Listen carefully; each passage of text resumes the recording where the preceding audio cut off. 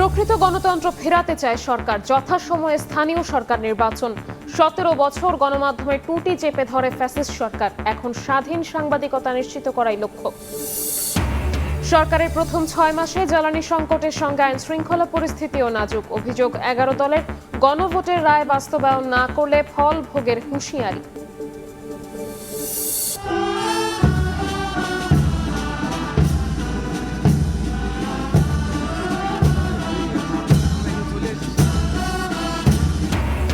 বঙ্গভবনের রাজকীয় অভিষেক মির্জা ফখরুল ইসলাম আলমগীরের। রাষ্ট্রপতিকে গার্ড অব অনার।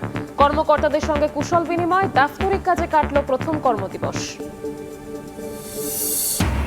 ডাকাতি নয়, ইয়াবা সেবনে বাধা দেয়ায় রংপুরে 4 খুন বলছে পুলিশ। 2 সন্তান সহ বাবা মা হত্যায় জড়িত সন্দেহে গ্রেফতার 2। বিচার দাবিতে মানববন্ধন। এবং সার সংকট ও বাড়তি দামে ক্ষুব্ধ কৃষক। কুড়িগ্রামের হুরুঙ্গামারীতে ডিলারের গুদাম ভেঙে 10,000 কেজি লুট। বেশ কয়েক বস্তা ফেরত। বাকিগুলো উদ্ধারের চেষ্টায় পুলিশ।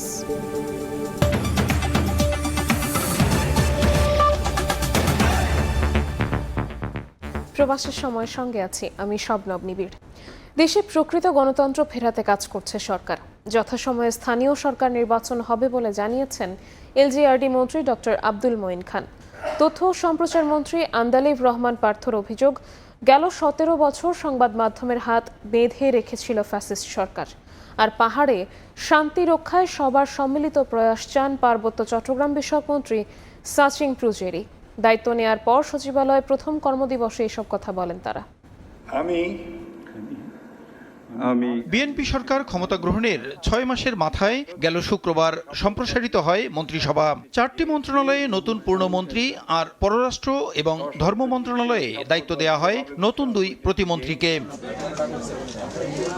দায়িত্ব নেয়ার পর সচিবালয়ে প্রথম কর্মদিবসে নবনিযুক্ত মন্ত্রী প্রতিমন্ত্রীরা নিজ নিজ দপ্তরে এলে অভ্যর্থনা জানান কর্মকর্তারা। পরে কর্মকর্তা কর্মচারীদের সঙ্গে মত বিনিময় করেন মন্ত্রণালয়ে দায়িত্বপ্রাপ্ত নতুন নীতি নির্ধারকরা। দেশের ইতিহাস, ঐতিহ্য ও মুক্তিযুদ্ধের চেতনা ধারণ করে কাজ করার কথা বলেন সদ্য দায়িত্বপ্রাপ্ত তথ্য সম্প্রচার মন্ত্রী আন্দালিব রহমান পার্থ। কথায় কথায় সেই সময় বলা যে টেলিভিশনের লাইসেন্স কারা দিয়েছে, কাদের কথা বলতে হবে সেই যে মনে করিয়ে দেওয়া, হাত বেঁধে দেওয়া, এই মন্ত্রণালয়ের দায়িত্ব রেগুলেট করা, বাট কোনোভাবেও যেন আমরা কন্ট্রোলে না যাই।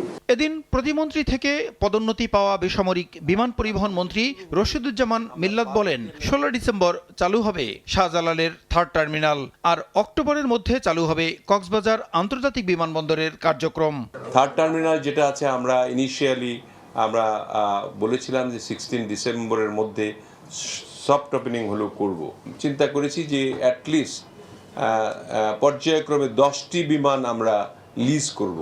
ডিসেম্বরের মধ্যে আমরা কন্ট্রাক্ট সাইন করতে চাই। কর্মকর্তাদের সঙ্গে মত বিনিময় করেছেন নবনিযুক্ত পার্বত্য চট্টগ্রাম বিষয়ক মন্ত্রী সাচিং প্রুজেরি। তিনি বলেন, পাহাড়ে শান্তি সম্প্রীতি রক্ষায় সম্মিলিতভাবে কাজ করতে হবে। সম্প্রীতি, সংহতি, সুষম বন্টন এবং বৈষম্যমুক্ত পার্বত্য অঞ্চল হিসাবে গড়ে তোলার ব্যাপারে আমি প্রতিশ্রুতিবদ্ধ। এদিকে দপ্তর বদল হওয়া মন্ত্রী আফরোজা খানম জানান, সরকারি খাদ্য কর্মসূচির সুফল প্রকৃত উপকারভোগীদের কাছে পৌঁছে দেওয়ার কার্যক্রম নিশ্চিত করতে হবে সংশ্লিষ্টদের।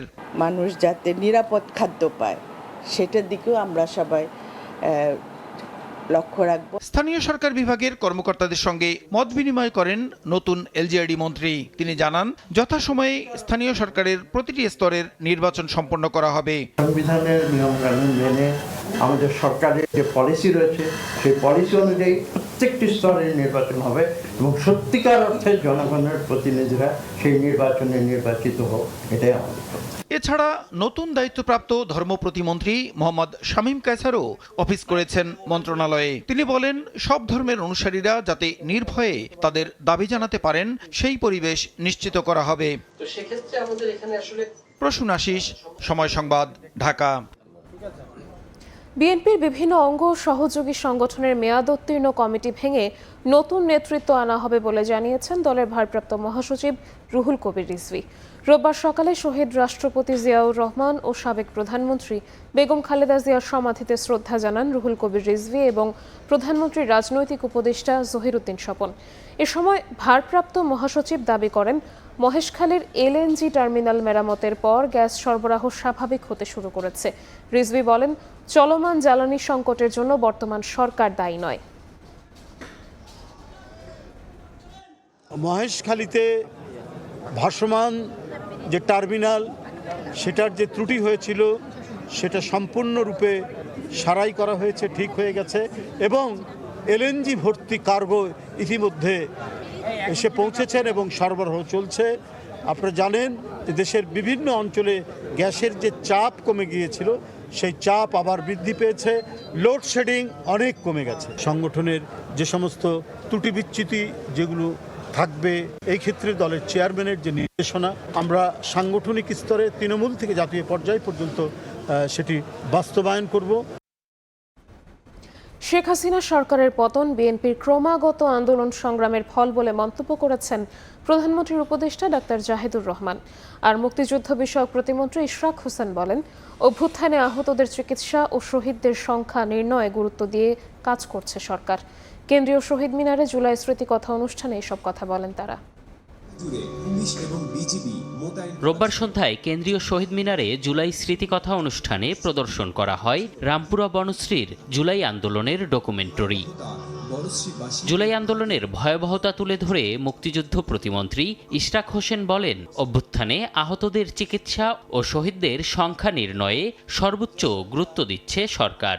বাংলাদেশের মাটিতে এই খুনি হাসিনা যে গণহত্যা চালিয়েছে, যেটা বিশ্বব্যাপী জাতিসংঘ দ্বারা স্বীকৃত, এই গণহত্যার যদি আমরা বিচার না করতে পারি আর কোনোভাবে কেউ আমাদের মধ্যে যদি তাদেরকে পুনর্বাসন করে কোনো কিছুর বিনিময়ে, তাহলে এর চেয়ে লজ্জাজনক আর কিছু হতে পারে না। জুলাইয়ের চেতনায় দেশ গড়ার পথে বিরোধী দল বাধা বলে মন্তব্য করেন প্রবাসী কল্যাণ প্রতিমন্ত্রী নুরুল হক নূর।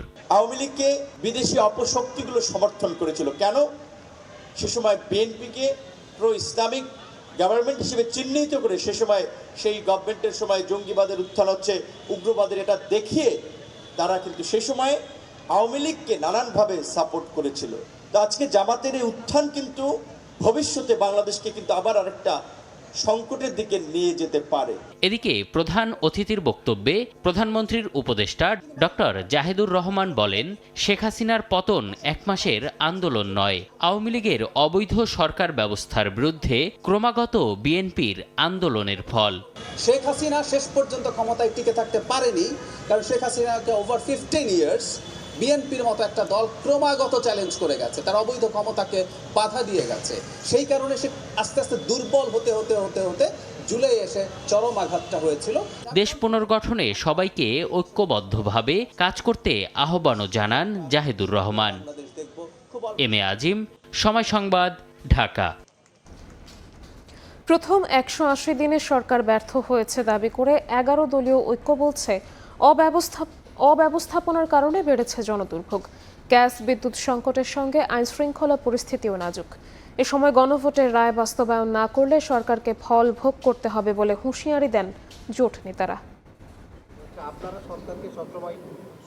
গণভোটের রায় বাস্তবায়নে ঘোষিত কর্মসূচির প্রস্তুতি সহ দেশের সার্বিক পরিস্থিতি নিয়ে 11 দলের বৈঠক। রোববার সন্ধ্যায় বিরোধী দলীয় নেতা ও জামায়াতের আমির ডাক্তার শফিকুর রহমানের সরকারি বাসভবনে এই বৈঠকে যোগ দেন জোট নেতারা।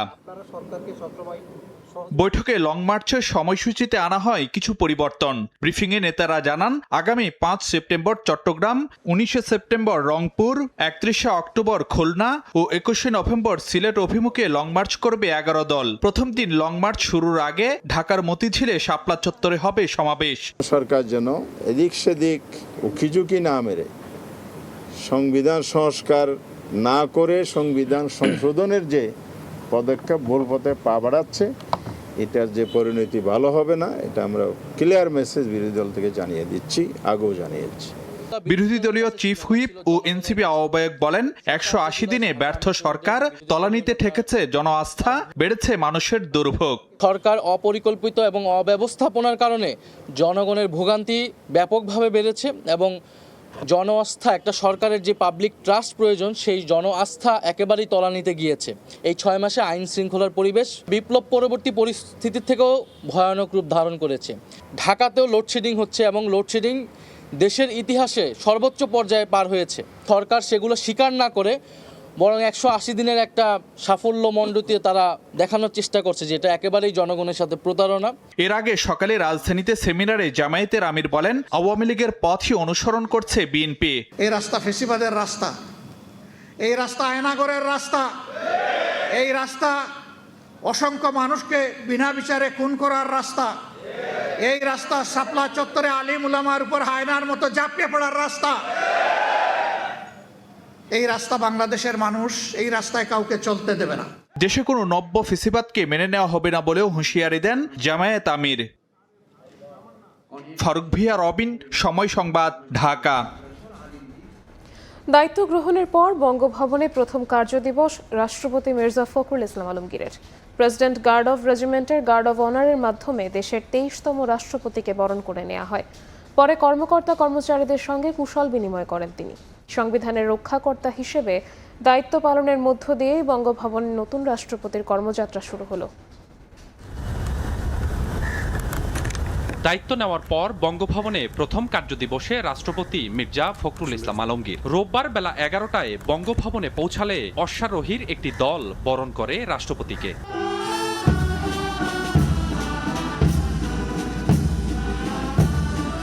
দেশের 23তম রাষ্ট্রপতিকে বরণ করতে সকাল থেকেই নেওয়া হয় প্রস্তুতি। পুরো বঙ্গভবন ঘিরে রাখা হয় কঠোর নিরাপত্তায়। বঙ্গভবনে প্রবেশ করলে রাষ্ট্রপতিকে গার্ড অব অনার দেয় প্রেসিডেন্ট গার্ড রেজিমেন্টের একটি চৌকস দল।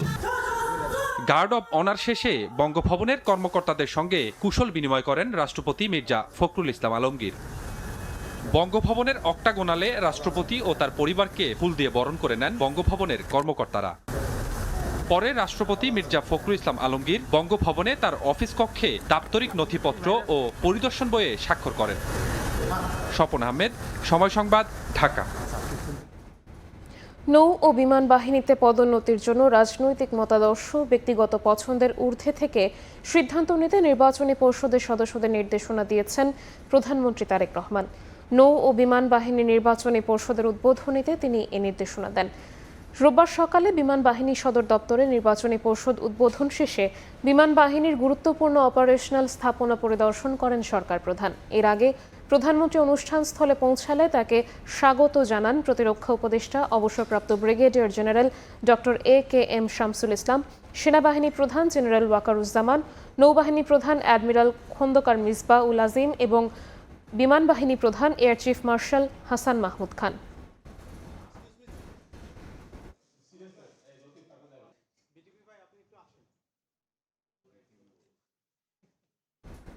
নৌবাহিনীর প্রধান vice admiral Khandakar Misbah Ul Azim admiral পদে পদোন্নতি পেয়েছেন। রোববার দুপুরে বিমান বাহিনীর সদর দফতরে নৌবাহিনী প্রধানকে র্যাঙ্ক ব্যাচ পরিয়ে দেন প্রধানমন্ত্রী তারেক রহমান এবং সেনাবাহিনী প্রধান জেনারেল ওয়াকারুজ্জামান। এ সময় পদোন্নতি পাওয়ায় প্রধানমন্ত্রী নৌপ্রধানকে অভিনন্দন জানান। আন্তঃবাহিনী জনসংযোগ পরিদফতরের ISPR এর সংবাদ বিজ্ঞপ্তিতে এসব তথ্য জানানো হয়। এর আগে 23 জুলাই খন্দকার মিসবাহ উল আজিম বাংলাদেশ নৌবাহিনীর 18তম প্রধান হিসেবে দায়িত্ব গ্রহণ করেন।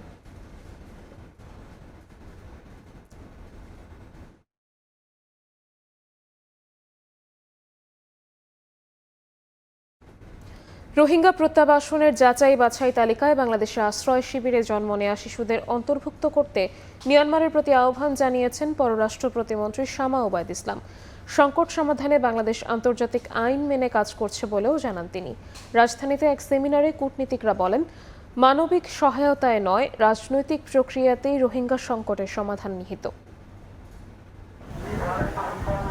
মিয়ানমারের নিপীড়নের মুখে 2017 সালে বাংলাদেশে আশ্রয় নেয় কয়েক লাখ রোহিঙ্গা। বর্তমানে ক্যাম্পে রোহিঙ্গার সংখ্যা 12 লাখের বেশি। প্রতি বছর নতুন করে জন্ম নিচ্ছে প্রায় 25,000 শিশু। রোববার রাজধানীর একটি হোটেলে রোহিঙ্গা ঢলের 10ম বছরের প্রবেশ উপলক্ষে কূটনৈতিক বিটের সাংবাদিকদের সংগঠন ডিক্যাব এবং আন্তর্জাতিক সংস্থা অক্সফামের আয়োজনে সেমিনারে উঠে আসে সংকটের বহুমাত্রিক প্রভাব। বক্তারা বলেন, দীর্ঘস্থায়ী এই সংকট এখন শুধু মানবিক নয়, বাংলাদেশের জন্য ক্রমেই তা নিরাপত্তা, অর্থনীতি ও আঞ্চলিক স্থিতিশীলতার প্রশ্ন হয়ে উঠছে। You have real power, then you can sit down and bargain with the other side. Because at the end of the day, keep in mind, you need Myanmar military or the Arakan army if the repatriation has to be done. কূটনীতিকদের বক্তব্যে উঠে আসে রোহিঙ্গা সংকটের স্থায়ী সমাধান মানবিক সহায়তা নয়, রাজনৈতিক প্রক্রিয়াতেই আছে। মিয়ানমার ও বাংলাদেশের মধ্যে যোগাযোগে মধ্যস্থতার ভূমিকা অব্যাহত রাখার কথা জানায় চীন। আর ইউরোপীয় ইউনিয়ন নিরাপদ ও স্বেচ্ছামূলক প্রত্যাবর্তনের পাশাপাশি রোহিঙ্গাদের দক্ষতা উন্নয়নে আরও 14 মিলিয়ন ইউরো সহায়তার ঘোষণা দেয়।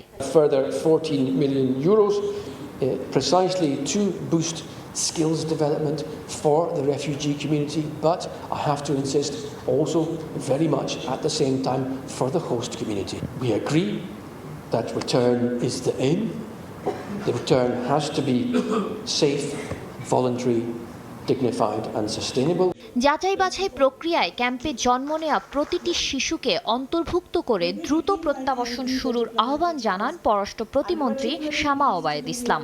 The verification process must be expedited on the basis of the agreed bilateral instruments, taking into account children born in the camps.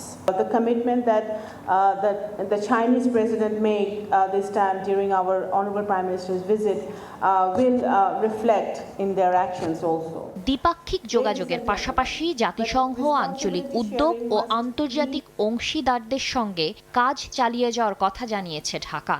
The humanitarian situation remains extremely serious. Shatila Sharmin, সময় সংবাদ, ঢাকা। বাংলাদেশের ভূখণ্ডের সুরক্ষাকে সর্বোচ্চ গুরুত্ব দেবে সরকার। একই সঙ্গে মিয়ানমারের অভ্যন্তরীণ ইস্যুতে বাংলাদেশ হস্তক্ষেপ না করলেও রোহিঙ্গাদের মানবাধিকার রক্ষায় বাংলাদেশ সচেতন বলে জানিয়েছেন আইনমন্ত্রী আসাদুজ্জামান। রোববার সকালে জাতীয় প্রেস ক্লাবে রোহিঙ্গা সংকট, বর্তমান বাস্তবতা ও ভবিষ্যৎ করণীয় শীর্ষক আলোচনা সভায় একথা বলেন তিনি। আইনমন্ত্রী বলেন, রোহিঙ্গা সংকট মিয়ানমারের অভ্যন্তরীণ বিষয় হলেও সর্বজনীন মানবাধিকার লঙ্ঘিত হওয়ায় মানবিক মূল্যবোধ থেকেই রোহিঙ্গাদের পাশে দাঁড়িয়েছিল বাংলাদেশ। এ সময় আন্তর্জাতিকভাবে রোহিঙ্গা সংকট সমাধানে সরকার যে সিদ্ধান্ত নেবে তাতে জনগণের সমর্থন নিশ্চিত করতে জাতীয় ঐক্য গড়ে তোলার আহ্বানও জানান আইনমন্ত্রী।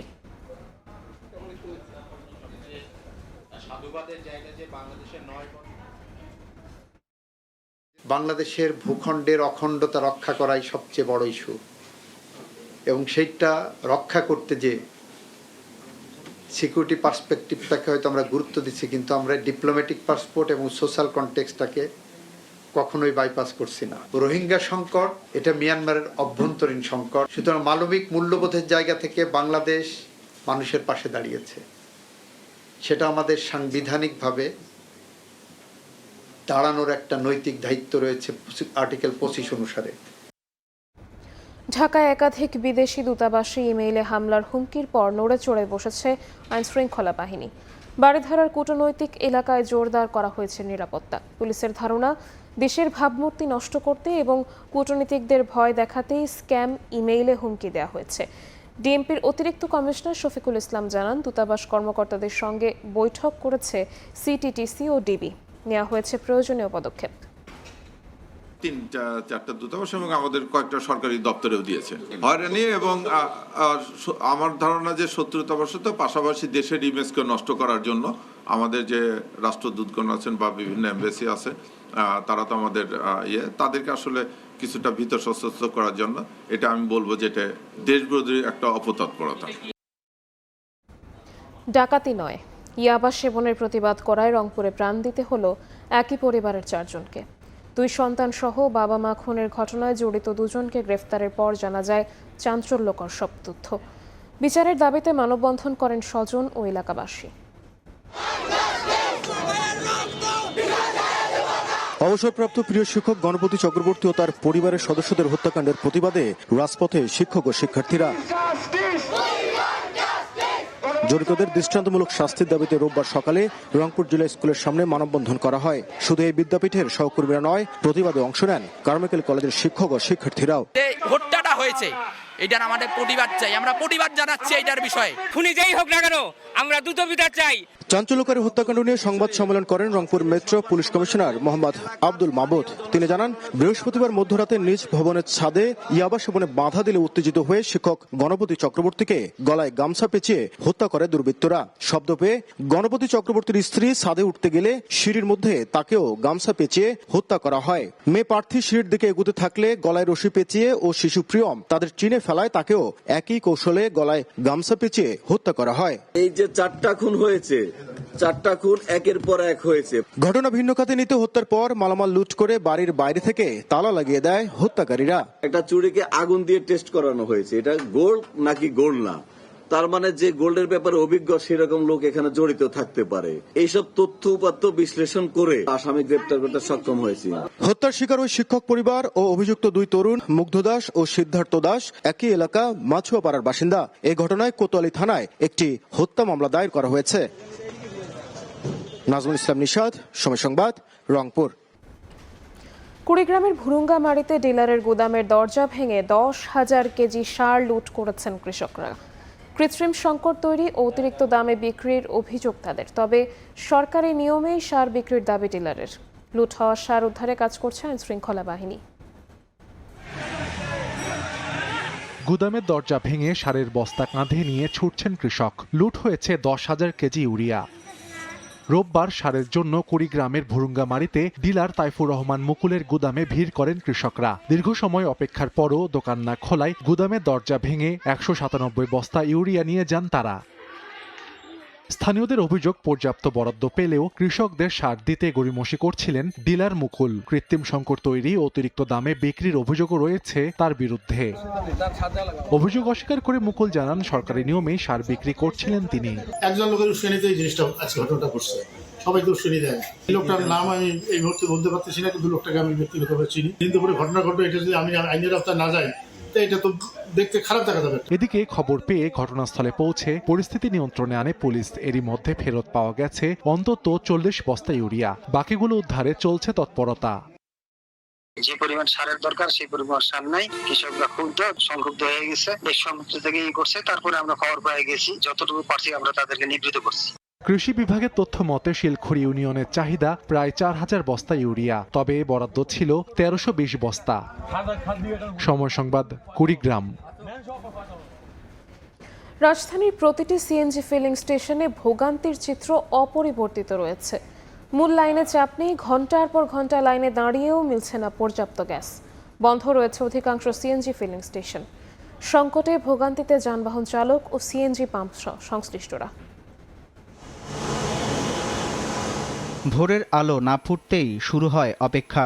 যাদের জীবিকা চলে গাড়ি চালিয়ে, তাদের সময় থমকে আছে সিএনজি ফিলিং স্টেশনগুলোর লাইনে। ঘন্টার পর ঘন্টা অপেক্ষা করেও পর্যাপ্ত গ্যাস মিলছে না কোথাও। সংকটের কবলে বন্ধ রাজধানীর অধিকাংশ সিএনজি ফিলিং স্টেশন। সকাল থেকেই সিএনজি ফিলিং স্টেশনে যানবাহনের দীর্ঘ সারি। তীব্র রোদ আর গরমে লম্বা সময় লাইনে দাঁড়িয়ে মেজাজ হারাচ্ছেন চালকরা। জীবিকা বন্ধ হওয়ার উপক্রম অনেকের। বাসায় কোনো গ্যাস নাই, পাম্পও গ্যাস নাই, এভাবেই চলতেছে আজকে 2-2.5 মাস হয়ে গেল। কবে যেটা সমাধান হবে তাও তো আমরা জানি না। 3 ঘন্টা অপেক্ষা করার পর আমার গ্যাস ঢোকে 400 টাকা, 450 টাকা। আর যখন আমরা সিরিয়াল দিয়া যখন প্রেসার কম থাকে তখন আমার গ্যাস ঢোকে 200 টাকা, 300 টাকা। গাজীপুরে কোনো পাম্পে ঢোকা যায় না, সব বড় বড় কাভার ভ্যান লাগাই দিয়া মুখ পুরো বন্ধ করে রেখে দিয়েছে, কোনো ছোটো গাড়ি ঢুকতে দেয় না। আমি গাজীপুর থেকে এখানে তেলে চালাই, তারপরে গ্যাসের সিরিয়াল দিছি, এখন 1 ঘন্টা 20-25 মিনিটের মতো হয়ে গেছে।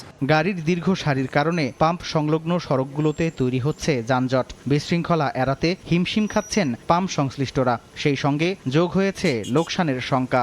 1/3 সেল হচ্ছে, এই সেলসের যে কমিশনের যে টাকাটা আমরা পাবো তিতাসের কাছে, ওইটাতে আমাদের ইলেকট্রিসিটি বিল দিতেই অবস্থা খারাপ হয়ে যাবে। তাছাড়া আমাদের এমপ্লয়িদের বেতন আসছে, আনুষঙ্গিক হচ্ছে, মেইনটেনেন্স আসছে। এটা মানে আমরা এখন টিকে থাকাই মুশকিল হয়ে গেছে আমাদের। সরকারের পক্ষ থেকে শুধু আশ্বাস নয়, জ্বালানি সংকটের দ্রুত সমাধানে কার্যকর পদক্ষেপের প্রত্যাশা গ্রাহক ও ভুক্তভোগীদের। সামদানি প্রত্যয়, সময় সংবাদ, ঢাকা।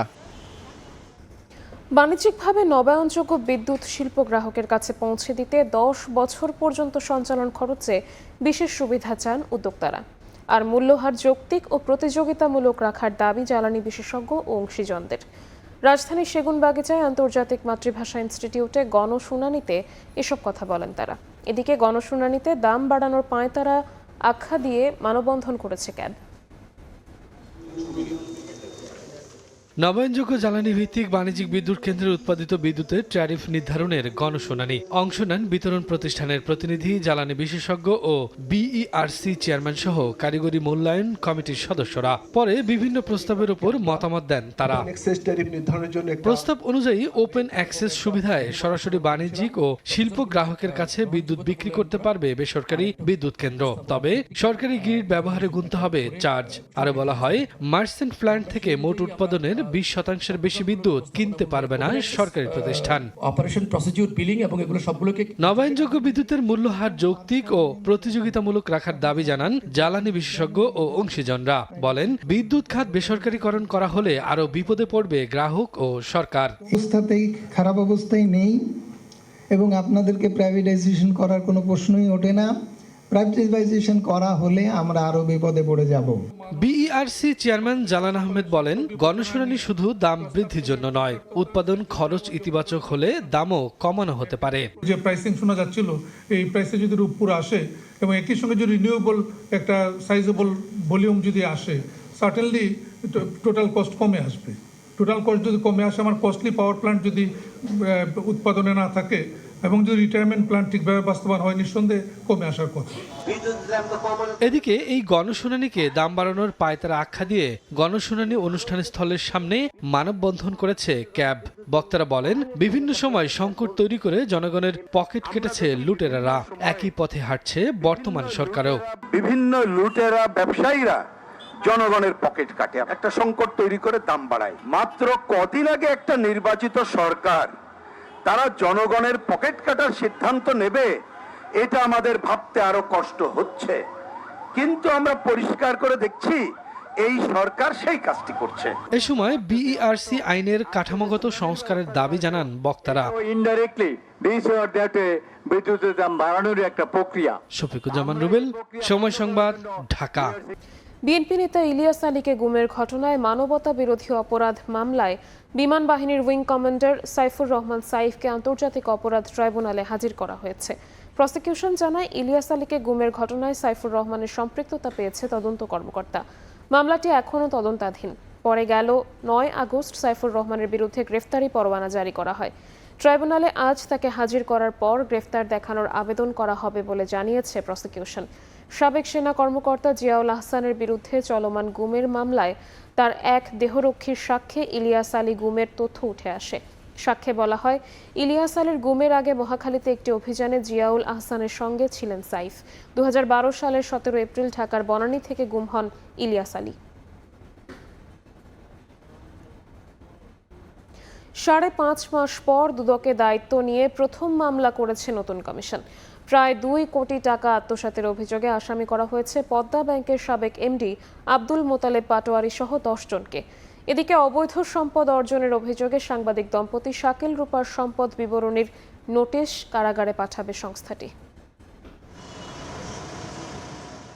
গত 19 আগস্ট দুর্নীতি দমন কমিশনের চেয়ারম্যান একে মাসুদুজ্জামানের নেতৃত্বে নতুন কমিশন দায়িত্ব গ্রহণ করে। কার্যক্রম শুরুর প্রথমেই পদ্মা ব্যাংক ঋণ জালিয়াতির ঘটনায় দিয়েছে মামলার অনুমোদন। অভিযোগ করা হয়, ভুয়া কাগজপত্র তৈরি করে প্রায় 2 কোটি টাকা আত্মসাৎ করেছেন এমএইচ এন্টারপ্রাইজের কর্ণধার মমিনুর রহমান। এ ঘটনায় সহযোগিতার অভিযোগে পদ্মা ব্যাংকের সাবেক এমডি আব্দুল মোতালেব পাটোয়ারি সহ আরও 9 জনকে আসামি করা হয়েছে। কাগজপত্র সৃজন করে ব্যাংক কর্মকর্তারা পরস্পর যোগসাজশে 1,95 লাখ টাকা ঋণ তুলে আত্মসাৎ করেছে, এই অভিযোগ ছিল মূলত মমিনুর রহমানের। অনুসন্ধানকারী কর্মকর্তা এই অভিযোগকারী মমিনুর রহমান এবং যে সকল ব্যাংক কর্মকর্তা জড়িত তাদের সবার বিরুদ্ধেই মামলা দায়েরের অনুমোদন দিয়েছে কমিশন। এদিকে 71 টেলিভিশনের সাবেক বার্তা প্রধান শাকিল আহমেদ ও সাবেক বিশেষ প্রতিনিধি ফারজানা রূপার বিরুদ্ধে অবৈধ সম্পদ অর্জনের অভিযোগে সম্পদ বিবরণী দাখিলের নোটিশ জারি করেছে দুদক। তাদের দুজনের বিরুদ্ধে সম্পদ বিবরণী দাখিলের নোটিশ জারি করা হয়েছে এবং সংশ্লিষ্ট জেল সুপারের মাধ্যমে তাদের সম্পদ বিবরণী দাখিলের নোটিশ জারি করা হয়েছে। ভিন্ন মামলায় এই দম্পতি গ্রেফতার থাকায় সংশ্লিষ্ট জেল সুপারের মাধ্যমে কারাগারে পাঠানো হবে এ নোটিশ। তাসলিম তৌহিদ, সময় সংবাদ, ঢাকা। শিক্ষার মানোন্নয়ন ও দক্ষ মানব সম্পদ তৈরিতে বিশ্ববিদ্যালয়ে কারিগরি ট্রেনিং সেন্টার ও ভাষা শিক্ষার সুযোগ তৈরির তাগিদ দিয়েছেন শিক্ষামন্ত্রী। আরও বলেন, বর্তমান সরকার কারিগরি শিক্ষাকে সর্বোচ্চ গুরুত্ব দিয়ে কাজ করছে। রোববার সকালে রাজধানীর টেকনিক্যাল এডুকেশন ফোরামের সেমিনারে মন্ত্রী জানান, বিদেশে প্রচুর মানুষের কর্মসংস্থানের সুযোগ থাকলেও তা কাজে লাগানো যাচ্ছে না। নতুন 4টি ইঞ্জিনিয়ারিং ইনস্টিটিউটের কাজ হাতে নিয়েছে সরকার। পাশাপাশি বুয়েটের বাজেট আরও বাড়িয়ে সক্ষমতা বৃদ্ধির কথাও জানান শিক্ষামন্ত্রী।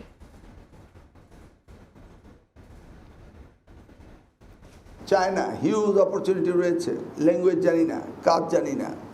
জাপান বসে আছে টেকনিক্যাল এডুকেশনে নেওয়ার জন্য, আমরা তাদের ল্যাঙ্গুয়েজ দিতে পারি না, আমরা তাদের কাজ দিতে পারি না। So this is the huge opportunity. এই অপরচুনিটি নিয়ে আমাদের কাজ করতে হবে। ক্যান্সার আক্রান্ত মায়ের চিকিৎসা সহায়তায় রাজধানী শিল্পকলা একাডেমিতে অনুষ্ঠিত হল মায়ের জন্য টুগেদার উই ক্যান বিশেষ অনুষ্ঠান। মঞ্চস্থ হয় ধরনের গান এবং পল্লীকবি জসিমউদ্দিনের সুজন বাদিয়ার ঘাট নাটক। টিকিট বিক্রির অর্থ ব্যয় হবে থিয়েটার কর্মী ক্যামেলিয়ার মা শাহিন সুলতানার চিকিৎসায়।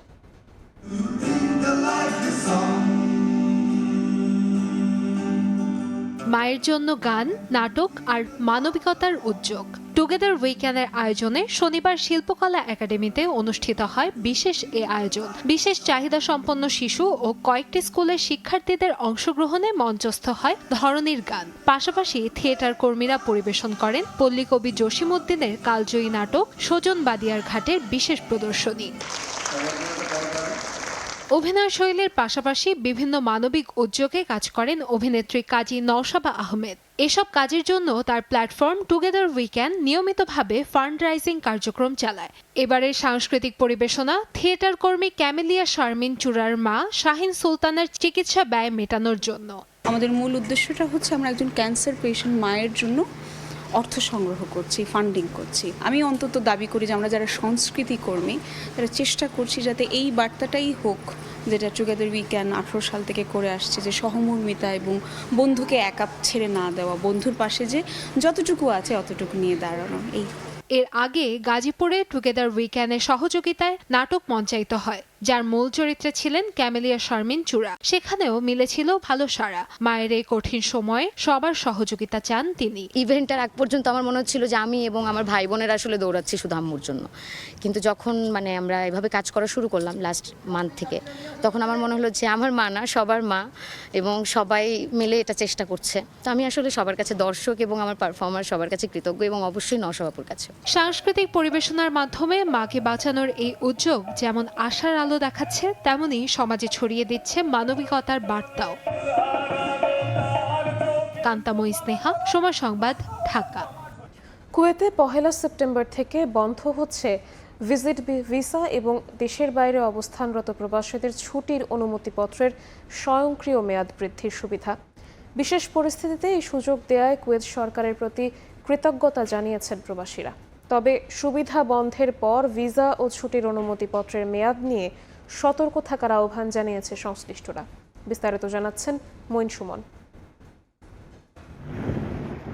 মধ্যপ্রাচ্যের অস্থিরতা আর বিমান চলাচলে অনিশ্চয়তার সময়ে কুয়েতের বাইরে থাকা অনেক প্রবাসী নির্ধারিত সময়ে ফিরতে পারেননি কর্মস্থলে। শুধু তাই নয়, নির্ধারিত সময়ে ফিরতে পারেননি ভিজিট ভিসায় কুয়েতে আসা অনেকে। এমন পরিস্থিতিতে ভিসা ও আবাসন আইন লঙ্ঘনের ঝুঁকি কমাতে বিশেষ সুবিধা চালু করে কুয়েত সরকার। যুদ্ধের কারণে কুয়েত সরকার একটা সুবিধা দিছিল, অটোমেটিক আকামা রিনিউ হইতো, যারা দেশে আছে তাদেরও, যারা ফ্যামিলি নিয়ে আসছে তাদেরও।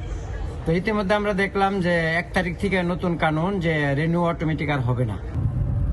বিশেষ ব্যবস্থার আওতায় নির্দিষ্ট মেয়াদ শেষ হওয়ার পরেও ভিজিট ভিসায় দেওয়া হয় অতিরিক্ত সময়। পাশাপাশি কুয়েতের বাইরে অবস্থান করা প্রবাসীর ছুটির অনুমতিপত্রের মেয়াদও বাড়ানো হয়। ফলে ভিসা বা ছুটির অনুমতিপত্রের মেয়াদ বাড়াতে অনেককে আলাদাভাবে সংশ্লিষ্ট দপ্তরে গিয়ে আবেদন করতে হয়নি। প্রবাসীদের মতে কঠিন সময়ে কুয়েত সরকারের এই সিদ্ধান্ত ছিল মানবিক ও সময়োপযোগী। কুয়েত সরকার তো অটোমেটিক ডেট বাড়াই দিছে, তো যাদের আগে জরিমানা আসতো এখন তো জরিমানা আসে নাই। তো আপনারা কুয়েত সরকারকে অনেক ধন্যবাদ। তবে 1 সেপ্টেম্বর থেকে শেষ হচ্ছে এই বিশেষ সুবিধা। এরপর ভিজিট ভিসার মেয়াদ শেষ হলে আগের মতো স্বয়ংক্রিয়ভাবে আর অতিরিক্ত সময় পাওয়া যাবে না। একইভাবে কুয়েতের বাইরে থাকা প্রবাসীদের ছুটির অনুমতি পত্রের ক্ষেত্রেও কার্যকর হবে নির্ধারিত বৈধতার সময়সীমা। তাই প্রবাসীদের সাহেল অ্যাপে নিজেদের আবাসন ও ছুটির অনুমতি পত্রের বৈধতা যাচাই করে শেষ তারিখ নিশ্চিত করতে হবে। এটা 1 তারিখে বন্ধ হয়ে যাইতেছে, তো এই জন্য মনে করেন সবাই আইনটা যাতে ফলো করে 1 তারিখের আগেই গন্তব্য পৌঁছানোর ব্যবস্থা করে। আর এই কাজটা কুয়েত সরকার করার জন্য কুয়েত সরকারের অসংখ্য ধন্যবাদ। বিশেষ সুবিধা বন্ধের মাধ্যমে স্বাভাবিক ভিসা ও ছুটির ব্যবস্থায় ফিরেছে কুয়েত। তাই দেশটির প্রচলিত আইন মেনেই নিতে হবে ভিসা ও আবাসন সেবা। মঈন সুমন, সময় সংবাদ, কুয়েত। ম্যাকাইতে ইনিংস ব্যবধানে হারলেও ডারউইনের জয়ের পর অস্ট্রেলিয়ায় নিয়মিত টেস্ট খেলার আমন্ত্রণ পাবেন বলে প্রত্যাশা নাজমুল হোসেন শান্তর। বাজে ব্যাটিংয়ের কারণে এভাবে হারতে হয়েছে বলে মত তার। একদিনে 18 উইকেট পড়ার পর উইকেট নিয়ে প্রশ্ন থাকলেও কোনো অভিযোগ রাখলেন না। এরপর এমন কন্ডিশনে খেলতে চান দাপুটে ক্রিকেট। ম্যাকাই থেকে বিস্তারিত জানাচ্ছেন তারেক হাসান শিমুল। আপনারা কি ভুলে গেছেন প্রথম টেস্ট?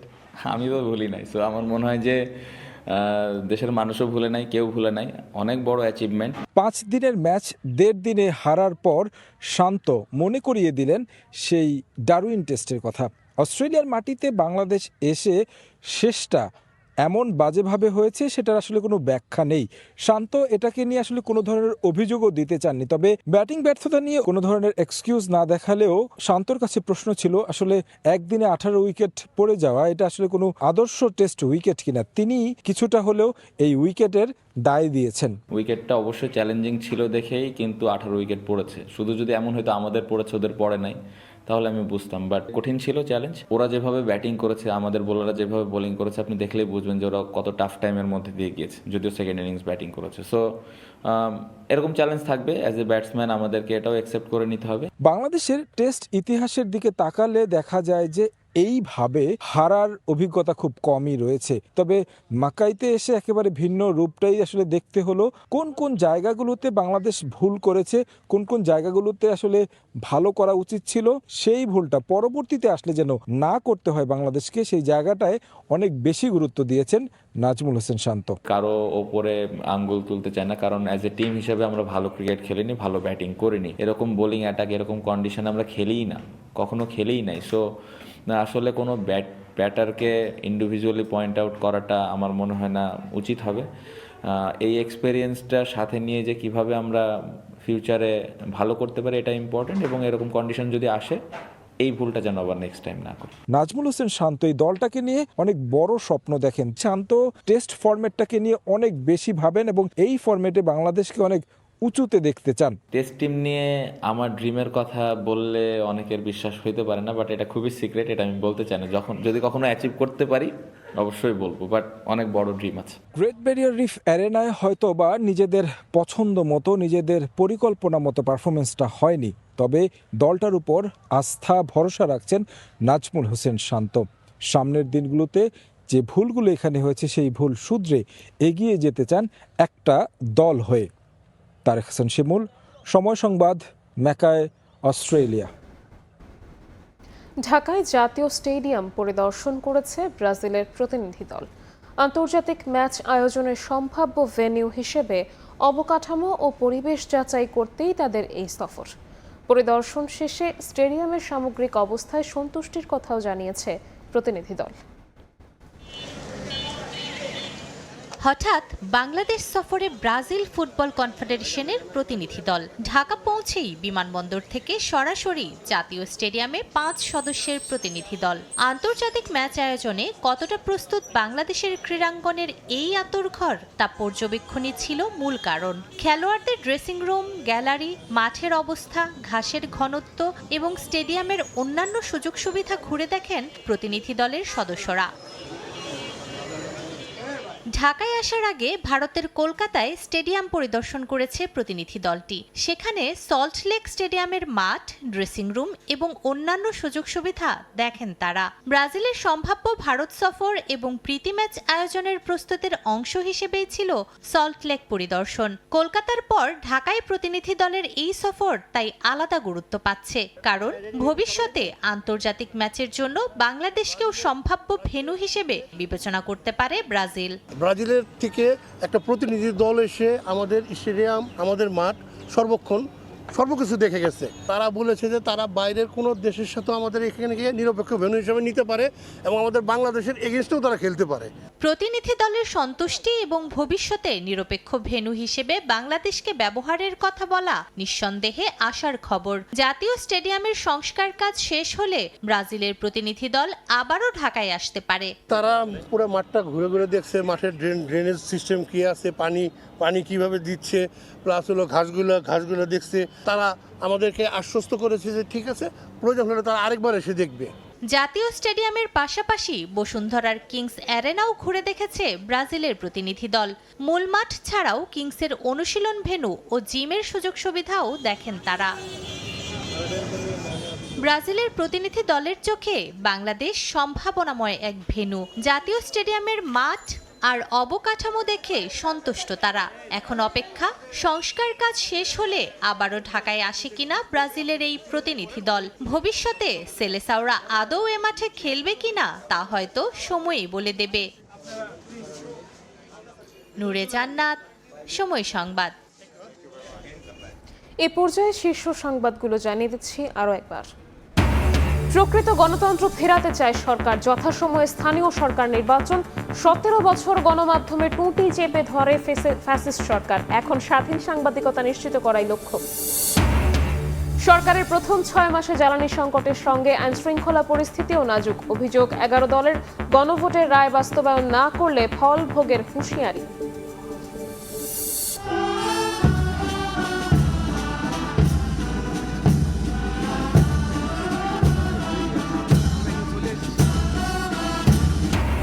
বঙ্গভবনের রাজকীয় অভিষেক মির্জা ফখরুল ইসলাম আলমগীরের। রাষ্ট্রপতিকে গার্ড অব অনার, কর্মকর্তাদের সঙ্গে কুশল বিনিময়। দাপ্তরিক কাজে কাটল প্রথম কর্মদিবস।